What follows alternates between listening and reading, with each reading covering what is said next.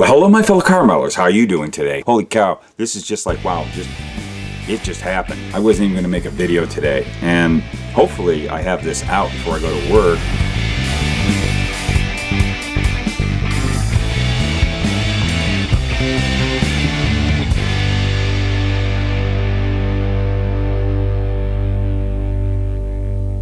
And this actually was shot today because we're going real time here. That's probably why I look so rough. I wasn't prepared. I didn't get my makeup artist in on time to shoot this video. So I was on, just a couple hours ago, I was on Model Car Hobby headquarters, which you should be, because if you want to know about model cars, Model Car Hobby headquarters is the place to go. So we're learning, you know, I get so many great, I'm trying to compile so many great ideas, so many things you guys want to know, and I want to get everything covered, but it takes time. But this was one I could blow out really fast, and it just, I don't know, it worked out. Sometimes not everybody, you know, realizes that there's options out there, and that's what I'm here for. I'm the model car option guy. Problems, I'm gonna do what I can to help you. I hope I don't shatter your name, bud. Matt Piera, I'll just read this, what the heck, okay? So Matt said on here, like a couple hours ago, he says, I've been doing a bunch of eBay buying of old model kits, but now a new problem. How long do water slide decals typically last before they are no longer useful? I got a few NASCAR kits still sealed in the box from '91, and I got some other kits from the early 2000s. Just wondering what kind of lifespan I am looking at for decals, and if I should try to source new decals. Well, you know, there's a lot of options here. First of all, in that vintage, you're probably going to be okay. By the late 90s, 2000s, the model kit, especially Revell, if you're talking about Revell, and if you're talking about AMT, especially Revell, their kit decals, they really started setting a higher level. Plus technology was getting better because they had slicks out by them and all these other aftermarket decal companies that were just putting out outstanding decals. So the model kit companies needed to step up their game on decals. Probably not going to have a problem with them, but you always want to like take an insignificant decal, like lots of times down on the bottom you can cut off like the copyright or something like that, do a little test to see if it falls apart, put it in water, see if it falls apart. But let's talk about older decals, like going into the 80s and then getting into the 70s and even the 60s. Oh, those decals. You can't even use decals from the 60s. I'm going to bust that myth. That's what we're doing here today. We're taking a set of decals from the 60s and we are going to put them on a model car body, and they're going to be just fine. Trust me. So here we go. And we are doing this on the fly, live. You know, I've done this a million times, but it's been a while. But I think this is going to help you guys out. So, where do we begin? Got some water. I've got some really old decals, and we'll talk about those in a second.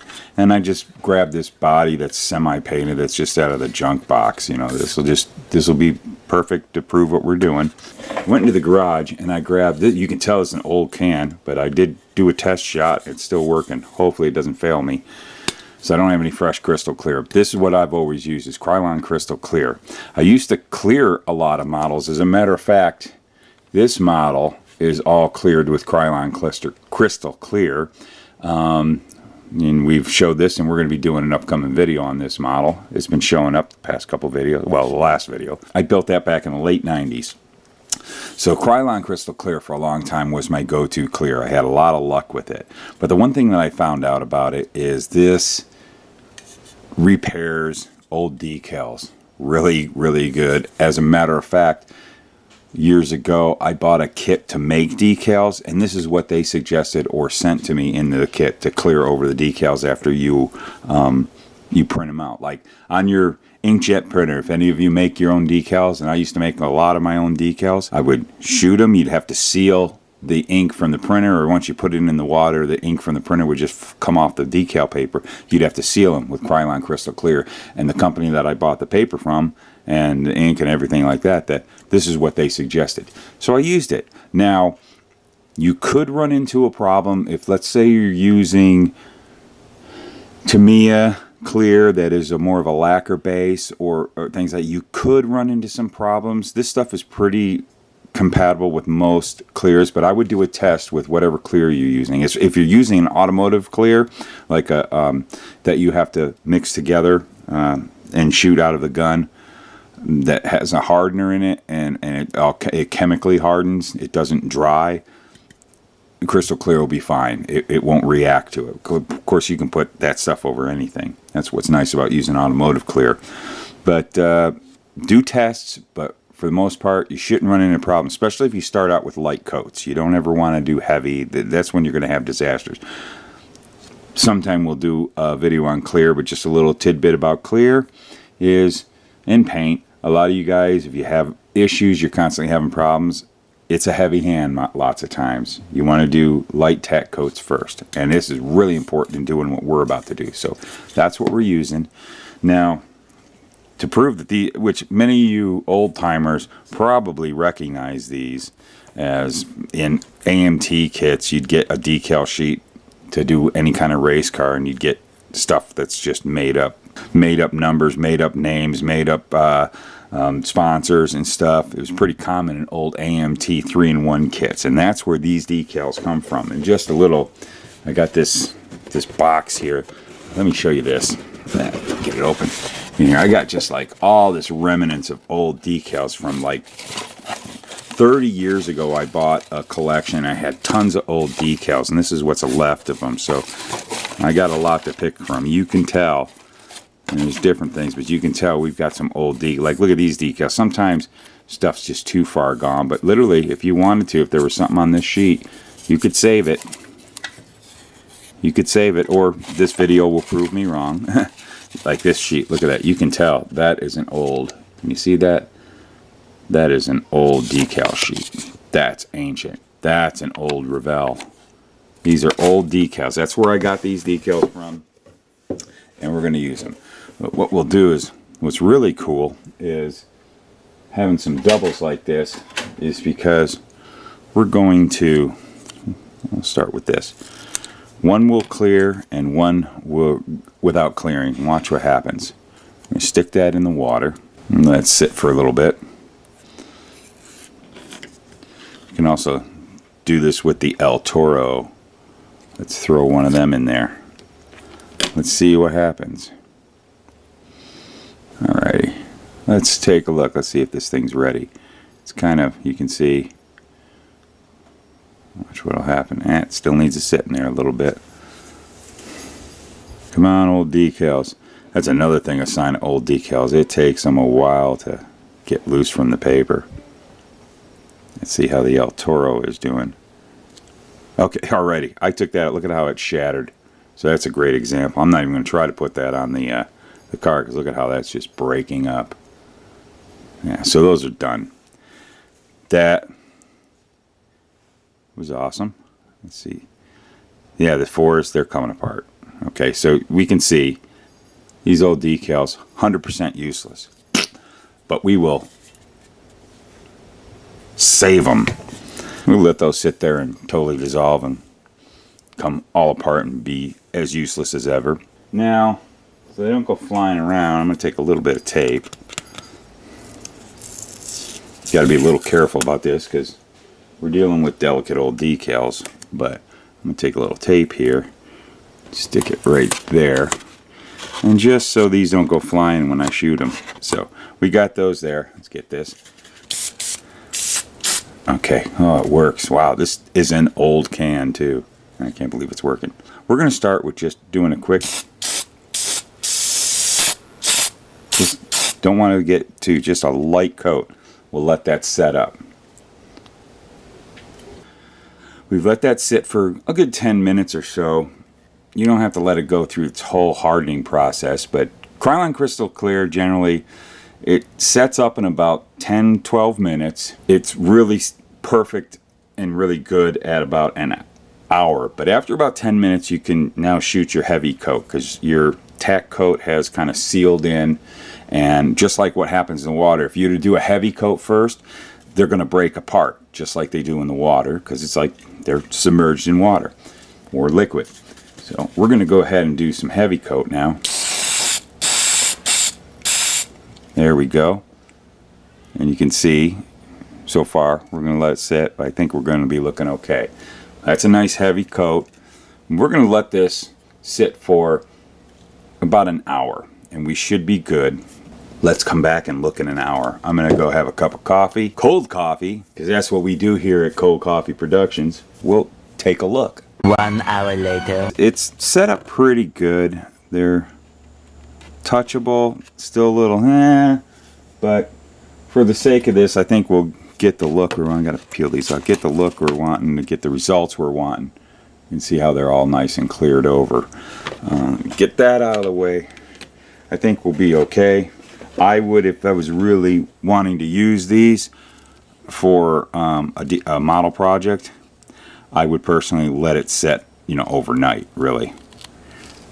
Because the one thing about this clear, especially in the summer, or if you got some humidity, which we don't have eastern humidity here, but we got a little humidity today. Krylon Crystal Clear, it's an acrylic, so it sets up a little better than most Krylons, but as a lot of you know, with the Krylons in, you know, testers paints, the enamels, it takes forever in the summer for them to set up. So here, one thing that you want to look for, if you can avoid what we have here where the paper has been cut out close to the decal, you want the paper to be far away, because you'll get some bleed through. I don't know if we can see this really good, but do you see how we got a little bit of bleed through of the clear, kind of went around the back and into the paper? That's going to cause a problem trying to get it off the paper. So what we want to do is cut a little closer. You want to get that all gone. You basically want the ends of the paper to be opened up so the water can get behind the decal. You don't want the decal totally sealed in. So if you got a full sheet, don't cut your decals out. Just clear the whole sheet and everything should be fine. But you got to trim it so that the water can get behind everything. There we go. We've got that. We're going to drop that. Look at how dissolved the old decal, uncleared decal is. We'll put that in. We're going to take the 4 here and trim it off the edges. Just go across it like that, like thus.